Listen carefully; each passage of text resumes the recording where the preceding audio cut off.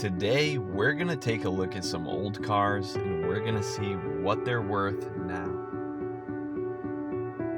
The Ferrari GTO, otherwise known as the Ferrari 288 GTO. Produced from 1984 to 1987, there were a total of 272 cars made.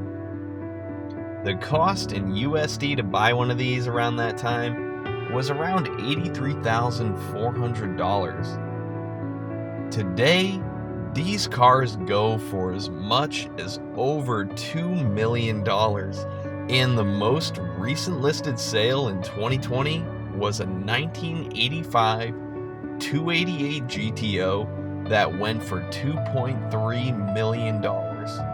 Next up, we have the Lamborghini 350 GT. And if you watched my Lamborghini Origins video, you'll know it was the first production car produced by Lamborghini.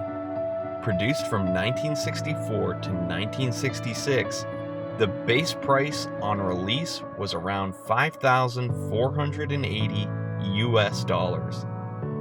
Now, the price will range anywhere from $469,000 on the low end to $930,000 on the high end. In June of 2021, a 1965 350 GT sold for $687,000. Next, we have the BMW 507. Produced from 1956 to 1959.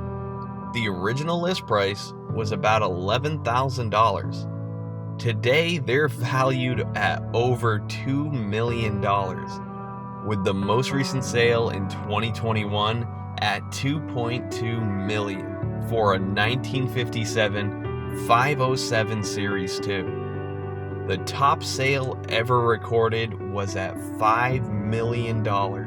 Last but not least, we have the 1955 Porsche 550 Spyder.